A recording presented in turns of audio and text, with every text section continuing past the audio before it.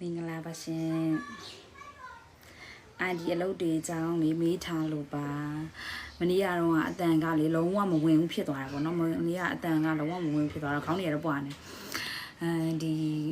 ီခေါင်းတော့မပြရဘူးအပြင်ကပြရတယ်ဆိုဒီကားပေါ်မှာမနေ့ကလွှတ်လိုက်တာကားရဲ့အတန်နဲ့ကားအဲကွန်းမှာဖုန်းကမျိုးသားရွှေ့လိုက်တာကားအဲကွန်းဘက်ကိုဖုန်းသွားပြီးတော့ချိန်လိုက်တော့အောက်ကအဲကွန်းအတန်ဝင်ပြီးတော့လုံးဝဘာတမ်းမှမဝင်တော့ဖြစ်သွားတယ်ပေါ့နော်နှမျောစရာဖြစ်သွားလိုက်ကခုအဲ့ဒါနဲ့အပြင်ကပြန်ရောက်တယ်ဆိုခေါင်းတော့မပြီးလားလွှတ်လိုက်အရင်လွှတ်လိုက်တာပေါ့နော်ဘာလို့လဲဆိုအလုပ်တွေကတခြားအလုပ်တွေရှိသေးတော့အခုပေါ့နော်ဒီ IT နဲ့ပတ်သက်ပြီးတော့ဒီလာမေးကြရပါတော့လာမေးကြတဲ့လူတွေကိုတစ်ချက်ပြောချင်တာကဒီကလေးတွေကအခုပေါ့နော်သူတို့က10တန်းအောင်ပဲထားပါတော့10တန်းအောင်တဲ့ကလေးတွေအတွက်ပဲတိကပြောလိုက်မယ်ဒီ10တန်းအောင်ဒါမှမဟုတ်လို့ချင်း GD အောင်ထားတဲ့ကလေးတွေပေါ့နော်အဲ့ကလေးတွေမှာဆိုရင်ရွေးချယ်စရာအနေနဲ့ကကြတော့3မျိုးရှိမယ်ဘယ်လိုမျိုးလဲဆိုတော့နံပါတ်1ကကြတော့ဒါကကြတော့ပတ်စံတက်နိုင်တဲ့ကလေးတွေပေါ့နော်ဒီဂျပန်ကိုသွားချင်တဲ့ပတ်စံတက်နိုင်တဲ့ကလေးတွေအတွက်ကစမ်းစီကတော့ဒီเจ้าကိုပေါ့နော်အားပေးတယ်เจ้าနဲ့သွားတာတော့အဆင်ပြေဆုံးဖြစ်မယ်လို့ထင်တယ်ဒီเจ้าနဲ့သွားမယ်ဆိုလို့ရှိရင်ဒီအရင်ဆုံးပေါ့နော်ဘယ်လိုမျိုးသွားရလဲဆိုတော့ language school 2နှစ်တက်ရမယ်ဒီ language school 2နှစ်တက်ပြီးလို့ရှိရင်အဲ့ language school ပြီးသွားတဲ့နောက်မှာဆိုကိုကြိုက်တဲ့ college ကိုအဲ့ကျမှ ID နဲ့ပတ်သက်တဲ့ကျောင်းပြန်တက်တာပေါ့နော်ပြန်တက်တဲ့နည်းပေါ့ language school ကကျွတ်ကျောင်းတွေကကြတော့လဲတစ်နှစ်ခွဲလောက်နဲ့ပြီးတဲ့ကျောင်းတွေရှိတယ်ပြီးရင် language school ကကြတော့အရင်တော့ဆိုရင် F5 လောက်ဆိုသွားလို့ရပါမယ်အခုကနည်းနည်းလေးပေါ့နော်ခေါ်တာကြက်တယ်အဲ့ကြောင့်ကိုကအချိန်ရှိမယ်ဆိုလို့ရှိရင်ဒီ F5 ဒီ F4 တွေကိုတက်ထားတဲ့နဲ့ပြီးလို့ရှိရင်ကိုကအချိန်ပေါ့နော်ရနေရဆိုလို့ရှိရင်ဒီ ID နဲ့ပတ်သက်ပြီးတော့လဲဒီသင်တန်းအသီးလေးတွေတက်ထားတဲ့နဲ့အဲ့ဒါကြတော့နံပါတ်1တစ်မျိုးနံပါတ်2တစ်မျိုးကကြတော့ဗာလဲဆိုတော့သူကဒီဟိုလေ10တန်းပြည့်ရဲ့ကလေးတွေကို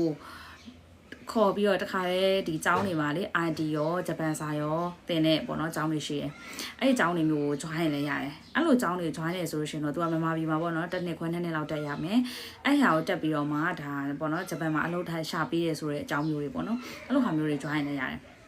နံပါတ်3နေရာကြတော့ဒီအခုလိုမျိုးဒီကျောင်းနေဆိုတာလဲသူကသိန်းရာနဲ့ချီပြီးတော့တောင်းတာလေးနှစ်ဆိုတော့ဟိုဒီဂျပန်ကိုသွားတက်မယ်ဆိုလို့ရှိရင်တော့အခုလောလောဆယ်ဆိုလို့ရှိရင်အစမ်းစီကိုပို့ပေးတာဆိုရင်ဒါအကြမ်းမြင့်အားဖြင့်ပေါ့နော်ဒီဂျပန်ကိုဒီ language school နဲ့သွားမယ့်ကလေးတွေကိုအကြမ်းပြင်းအားဖြင့်ဆိုလို့ရှိရင်ဒီတောင်းတောင်းနေမှာပါငွေနဲ့ပဲပြောလိုက်မယ်ဆိုရင်3400ဝန်းကျင်လောက်ကုန်တာဟုတ်တယောက်ကိုအဲ့ဆိုဒီ3400ဝန်းကျင်လောက်လဲနည်းနည်းဘောနော်မတက်နိုင်ဘူးပြီးလို့ရှိရင်ခုနနံပါတ်2ဖြစ်တဲ့ဒီမှာပဲတက်တယ်ပေါ့နော်ဒါဟို ID နဲ့ဂျပန်စာတွေတွဲတင်တဲ့အကြောင်းတွေရှိရယ်အဲ့လိုအကြောင်းမျိုးတွေကလည်း200ဝန်းကျင်လောက်တော့ကုန်မယ်လို့တော့ပေါ့နော်ပြောတယ်ဒါဆက်ဆက်ရကြတော့အဲ့လိုမျိုးပုံစံဖွင့်ထားတာမဟုတ်ဘူးပေါ့နော်တခြားအကြောင်းတွေမှာစုံစမ်းကြည့်တော့အဲ့လောက်ကုန်မယ်ပြောတယ်အဲ့ဆိုတော့အဲ့ဟာလည်းမတက်နိုင်ဘူးဆိုတဲ့ကလေးတွေကဒီ ID နဲ့လည်းပတ်သက်ပြီးတော့လှုပ်ချင်တယ်ပေါ့နော်အဲ့လိုလည်းမတက်နိုင်ဘူးဆိုရင်လုပ်လို့ရတဲ့နေရာကြတော့ဒီဂျပန်မှာလည်းသွားပြီး ID လုပ်ကိုလုပ်ချင်တယ်ဆိုရင်အရင်ဆုံးကဂျပန်စာလိုတယ်ပေါ့နော်ဂျပန်စာရတော့ဂျပန်စာရထားတယ်ဆိုလို့ရှိရင်ဒီဂျပန်မှာပတ်သက်တဲ့ပေါ့နော်ဒီ ID နဲ့ပတ်သက်တဲ့ဒီ documentation တွေအားလုံးကိုဖတ်ဖို့အဆင်ပြေမယ်အဲဒါကြောင့်ဂျပန်စာကတော့လိုတယ်ပေါ့နော်ဂျပန်စာမရဖ ೇನೆ လုပ်လို့ရတဲ့အလုပ်တွေရှိတာဆိုတော့ရှိတယ်ဒါပေမဲ့အဲ့ဒါကြတော့လဲ ID မှာလုံးဝ level မြင့်နေတဲ့လူတွေအတွက်ပဲအလုပ်ကများတယ်ပေါ့နော်အဲ့ဒါဆိုတော့ဒီနံပါတ်3ဖြစ်တဲ့ကလေးတွေကကြတော့ဒီဂျပန်စာကိုအရင်ဆုံးလောလောဆယ်တက်ထားမယ်နံပါတ်2အဲ့ပေါ့နော်နောက်ထပ်ဘာထပ်လုပ်တင်လဲဆိုတော့ဒီ IT နဲ့ပတ်သက်ပြီးတော့ပေါ့နော်အရင်ဆုံးဒါတော့ computer basic ကတော့အားလုံးရပြီးပြီပေါ့ပြီး programming basic တက်မယ်နော် programming basic ကိုတက်မယ်ပြီးရင် programming basic တက်ပြီးသွားလို့ရှိရင်ကိုနှစ်သက်တဲ့ပေါ့နော် programming language တစ်ခုပေါ့နော် video class တွေအခုအများကြီးရှိပါတယ်เนาะဈေးအများကြီးမကြီးတဲ့ class တွေရှိရယ်အဲ့လိုမျိုးဟာတွေ join လို့ရတယ်အဲ့ဒါကြတော့ Java တို့ပေါ့နော် C# တို့ကိုကြိုက်နှစ်သက်တဲ့တစ်ခု programming language တစ်ခုကိုသင်ထားမယ်သင်ထားပြီးသွားလို့ရှိရင်ဒီ ID pass တို့ FE တို့ရှိရပေါ့နော်စာမွေးတွေရှိရအဲ့စာမွေးတွေကိုဖြည့်နိုင်အောင်လို့ကိုကလေ့ကျင့်ထားရမယ်အဲ့ကြလို့ရှိရင်ကိုလိုမျိုးသွားရဲကွာ package နဲ့သွားတဲ့ဟာတွေကကြတော့သူကဒ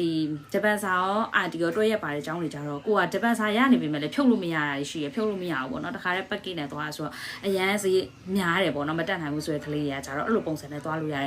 ်ထားပါတော့ကအတင်တန်းတစ်ခုမှဆိုရင် Java 2သိန်းလောက်ပဲရှိတယ်အဲ့တင်တန်းမျိုးတက်လိုက်မယ်ပြီးရင် FE ဆိုလဲ FE ကိုကအရန်ဈေးမများတဲ့ video class တစ်ခုလုပ်ပြီးအဓိက practice ပဲ practice များများလုပ်နိုင်တယ်ဆိုရင်ဒီကလေးကပေါ့နော် ID နဲ့ပတ်သက်တဲ့အလုပ်ကိုလုပ်လို့ရမှာပေါ့နော်ဒါပေမဲ့အဲ့ကလေးကဒီ ID နဲ့ပတ်သက်တဲ့ဘွဲတစ်ခုပေါ့နော်ဒီပြောမယ်ဆိုရင်မရထားဘူးဆိုလို့ရှိရင် ID လောက်ကဂျပန်မှာရှာဖို့ခက်တယ်ခက်တဲ့အတွက်ကြောင့်ဘာဖြစ်လဲဆိုတော့ဒီ IT နဲ့ပတ်သက်တဲ့ပေါ့နော်ဒီလက်မှတ်တွေရထားဖို့လိုအပ်တယ်အဲ့တော့ကတော့ဘာလဲဆိုတော့လေ့ကျင့်ဖို့လိုတယ်အဲ့လိုမျိုးပေါ့နော်အရင်ဆုံးခုနကteacher ပြောသလိုပဲနံပါတ်1ကကြတော့ဒီ programming ပေါ့နော်အရင်ဆုံး programming basic ကို နားလည်အောင်လုပ်ထားမယ် programming basic ရပြီဆိုရှင်ဘယ် language ကိုပဲလုပ်ပေါ့နော်ဒါကိုနားလည်ပြီးတော့ကြက်စင်လုပ်နိုင်မှာဖြစ်တယ်ပြီးရင်အဓိကကိုတန်တဲ့ programming တစ်ခုကိုလုံးဝ professional ပေါ့နော်သွားနိုင်အောင်လုပ်ရမယ်နော်အဲ့မှာဆိုရင်ကိုက Java တိုက်တယ်ဆို Java ကိုတက်ရတယ် C# တက်တယ်ဆို C# ကိုတက်အဲ့မှာလုံးဝတွေးဟာမဖြစ်နဲ့တချို့ကလေးရရှိရ Java အလုပ်ပေါ်လာဟို teacher ရေဒီ Java အလုပ်ကပေါ်လာလားဒီ C# အလုပ်ကပေါ်လာလားweb ကပေါ်လာလားnetwork ကပေါ်လာလားအဲ့လိုမျိုးမလုံးနဲ့ဒီကလေးတွေကဘာကိုအဓိကလိုတာလဲဘာကိုကိုကဝါသနာပါတာလဲအဲ့ဒီဟာကိုအရင်ဆုံးပေါ့နော်ဒီ basic ကိုအခြေပိုင်အောင်ချလိုက်ရင် programming ဆိုတာအားလုံးကဒီဟာတွေကပဲသွားတာ logic တွေက logic ကိုပိုင်နေဆိုရှင်ဘာလဲဆိုတော့ဘယ်လုပ်ဆိုလုပ်လို့ရတယ်နော်အဲ့တော့ကိုကြိုက်နေတဲ့ programming တစ်ခုကိုပိုင်နိုင်တက်ပြီးသွားရင် FE နဲ့ RD ဘက်ဆောင်ပွဲကိုအောင်ဖြေဖို့လိုအပ်ပါတယ်အဲ့ဆိုရင်တော့အလုပ်ကိုင်ခွင့်အများကြီးပေါ့နော်ရလာနိုင်ပါတယ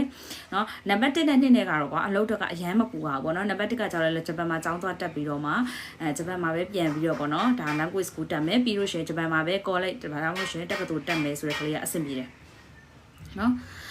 ်ဒီနံပါတ်1အမျိုးအစားကကြတော့လေသူကတခါတည်းဒီ RD နဲ့ဂျပန်စာကိုတွဲတင်ပြီးတော့အဲ့ကြောင့်ကြီးအလုပ်ပြန်ရှာပြီးရဆိုတော့အဆင်ပြေနိုင်တယ်ပေါ့နံပါတ်3ဖြစ်တဲ့အမျိုးအစားတွေပေါ့နော်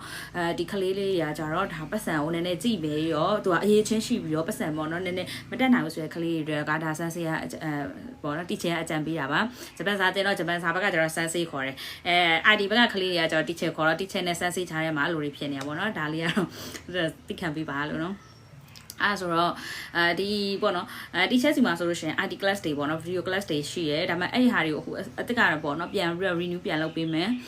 ဒီပေါ့နော်ပြီးလို့ရှိရင်ကလေးတွေကိုဈေးတက်တာနဲ့တက်နိုင်အောင်လုပ်ပေးမယ်ပေါ့နော် zone class တွေကတော့ဒီအချိန်ပေးရတဲ့အတွက်ကြောင့် video class တွေကိုဒီချက်ပို့ပြီးတော့အားတန်တယ်ဒီ IT သမားတွေ video class ကိုလေ့ကျင့်တာကို practice များလုပ်ဖို့လိုရတယ်ဘာဖြစ်လို့လဲဆိုတော့ဒီပေါ့နော်ဒီဘယ်သင်တန်းမှမတက်ဖဲနေအောင်မှာ YouTube ကို WhatsApp ပေါ့ Word တွေကနေကြည့်ပြီးတော့RD ကလေ့ကျင့်လို့ရတယ်အဓိက practice ပဲအဓိကစာမျက်ဖတ်မယ်ပြီးလို့ရှိရင်English လို့ဖတ်ရတာများတာကိုဒီ RD နဲ့ပတ်သက်တဲ့စာအုပ်တွေကအဲ့ဆို English စာလည်းကြွကြွချင်ချင်ပေါ့နော်ဖတ်တက်လာမယ် English စာလည်းလုပ်ဖို့လိုရတယ်เนาะအဲ့ဆိုရင် English စာရဲ့ဂျပန်စာရဲ့ဒီ RD ကိုကိုယ့်ဟာကို practice လုပ်တယ်ဆိုလို့ရှိရင်ဒီအခွင့်အရေးကပေါ်လာမှာပေါ့နော်teacher တို့မှာအတိအကျရှင်အဲ့ဒီမောင်လေးကကြတော့သူကဒီသူ့မှာပေါ့နော်ဒီအတန်းပညာအရေးချင်းမရှိဘူးအတန်းပညာအရေးချင်းမရှိဘူးဒါပေမဲ့သူကဒီRD ကိုအရန်ဝါသနာပါတာအရန်ဝါသနာပါတယ်အတန်းပညာမရှိဘူးဆိုတော့သူ့မှာ company အကြီးတွေသူ join လို့မရဘူးပေါ့နော် company တော်တော်များ RD company တွေကဘွဲရမှာတော့အဲ့လိုကန့်သက်ချက်တွေအရန်များတယ်လေအဲ့လိုမျိုး join လို့မရတဲ့အချိန်မှာသူကဘာဖြစ်လဲဆိုတော့အခု freelance သူလုပ်လို့ရပါတယ်သူ့ကိုအခွင့်အရေးပေးတဲ့လူနဲ့ကြုံတဲ့အခါကျတော့သူ freelance လုံးဝရပါတယ်ပေါ့နော် project တွေပါရပါတယ်သူအဲ့မှာသူ့ဟာသူပဲလေ့လာတယ်သူလေ့ကျင့်တယ်အခုလိုမျိုးteacher တို့လိုအဲ့လိုမျိုးနဲ့ပြောမယ်ဆိုသူ့ထက်ကအတွေ့အကြုံရှိရလို့သူလာမေးတယ်ဘာတွေလုပ်ရင်ကောင်းမလဲပေါ့နော်website တွေကသူ့ဟာသူကြည့်ပြီးလေ့လာနော်သူဆိုအတန်းပညာတော်တော်လေးနေတယ်ပေါ့နော်အဲ့ဒါကိုအခုပဲအောင်မြင်သွားတယ်ပေါ့နော်စူးစမ်းနေတဲ့လူတွေကအဲ့ဒါနေရာတစ်ခုကရှိရလို့ပြောတာသူအတန်းပညာကြီးကြည့်ရဲကွာဟို company ကြီးတွေဆိုရင်တော့ तू မရနိုင်ဘူးပေါ့နော်ဒါပေမဲ့အပြင်မှာလေး IT က freelance ရေးလူအများကြီးရှိတယ်အဲ့လို freelance ရေးလူတွေပေါ့နော်ဒီ programming ကို freelance လုပ်တဲ့လူအများကြီးရှိရတဲ့အတွက်ကြောင့်အဲ့လူတွေကနေပြီးတော့ပေါ့နော်လိုအပ်တဲ့ခါကျတော့သူ့ကိုကြည့်တယ် तू အရေးချင်းလေးရှိတယ်တကယ်လည်းအလုပ်လုပ်နိုင်တယ်ဆိုတဲ့အတွက်ကြောင့်မလို့ तू အဓိကတော့ तू မဟုတ်ဘူးလေတင်းနဲ့လုပ်တဲ့ခါကျတော့ကွာဥဆိုထားပါတော့ teacher ကproject တခုယူလိုက်တယ် teacher project တခုယူသွားရှင် teacher တယောက်တည်းမရေးဘူးတင်းဥမှာပေါ့နော်အဖွဲ့ဖွဲ့မယ်ဆိုရင်အဲ့ဒီမှာဘယ်နှယောက်လို့လဲ9ယောက်လို့တဲ့အချိန်မှာ तू ကတော့ဘယ်ဘိုင်းမှာထည့်သုံးလို့ရလဲဆိုပြီးတော့အဲ့လိုမျိုးထည့်သုံးပေးတာပေါ့အဲ့လိုမျိုးထည့်သုံးပေးတယ်ဗါလဲဆိုရှင်လူနဲ့တွေ့တဲ့ခါကျတော့ तू ကအဲ့မှာအဆင်ပြေသွားပြီအခုဆိုရင်တော်တော်လေးအဆင်ပြေသွားပြီနောက်ရှော့အဲ့ project တွေကန်ရတယ်လို့ပြောတယ်ပေါ့နော်ဟိုတခြား meeting ပိုင်းကတော့သူ့ထက်ကြီးရဲ့အကြီးကြီးလောက်တာပေါ့နော်နောက်ပိုင်းကဟာတွေလုံနိုင်သွားတယ်တဲ့ तू ကလုံးဝ Google ကနေပဲ study လုပ်ခဲ့တာအဲ့လိုမျိုးတည်တဲ့အကြီးကိုမေးတယ်အဲ့လိုမျိုးနဲ့တွားခဲ့တာပေါ့နော်အားကြောင့်မလို့ဒီနံပါတ်1နှစ်မလုံးနိုင်ဘူးဆိုတဲ့ကလေးတွေကနံပါတ်3ဆိုတဲ့ကိုယ့်ဘာသာကိုစူးစမ်းပြီးတော့ပေါ့နော်ဒီGoogle ကိုသုံးမယ်တေချာရှာမယ်ပြီးလို့ရှိရင်သင်တန်းဆိုလိုအပ်တဲ့ဟာမျိုးပဲအဓိက main တက်မယ်တချို့ကလေးတွေကရှိတယ်ဒီ Java လေးတက်လိုက်နားမလဲဘူးတခါ C# ကိုရောက်သွားပြန် C# တက်လိုက်နားမလဲဘူးဟို Python ကိုရောက်သွားပြန်အဲ့လိုမျိုးတွေတွားတက်ကြတဲ့ကလေးရှိတယ်အဲ့လိုမျိုးသူများကွာဒီ web အလုပ်ကပေါ်တဲ့ဟေးဆို web ကိုတွားတက်ပြန်သူများJava ပေါ်နေဆို Java ကိုသွားတက်ပြောအဲ့လိုပဲteacher တို့ယုံနေဆိုရင်အရင် teacher ဆို interview တွေအရင်လုပ်ခဲ့တာပေါ့နော်ယုံမှာလောက်လာလျှောက်တဲ့ကလေးတို့ interview လုပ်တဲ့ခါကျရင်သူတို့အဲ့လိုပဲအလုပ်မှာဆိုရင်သူတို့ကွာသူတို့ Java ပဲရတယ် Java ပဲလုပ်ချင်တယ်အဲ့လိုမျိုးတွေပြောရရှိတယ်အဲ့လိုမျိုးပေါ့နော်ဟို Java ပဲရတယ် Java ပဲလုပ်ချင်တယ်ဆိုပြီးတော့ဒီ programming language ကိုသွားကန့်တက်လို့မရဘူးကန့်တက်တဲ့လူကဘာဖြစ်လဲဆိုအလုပ်နည်းတယ်နော်ကန့်တက်တဲ့လူကအလုပ်နည်းတယ်အမှန်တကယ်ကဒီ logic တွေကပဲသွားတာကွာ ဒီကတခုတည်းတခုရတခုပိုင်ပိုင်နိုင်ရယူရနောက်တခုရကိုရတယ်အားကြောင့်မလို့ဟိုတိကျဆိုရင်ဒီခလေးတွေကိုပေါ့နော်ဒီသူတို့ဒီ language တခု frame ချပေးထားပါတော့နော် language တခုသူတို့လုပ်မယ်ဆိုသူတို့အတွက်ကအဆင်ပြေဆုံးဘာဖြစ်မလဲအဲ့ဒီတခုကိုပဲသူတို့ဝါသနာပါတဲ့တခုပဲတက်ခိုင်းတယ်ဒီကျဲကိုလာပြီးတော့လုံးဝ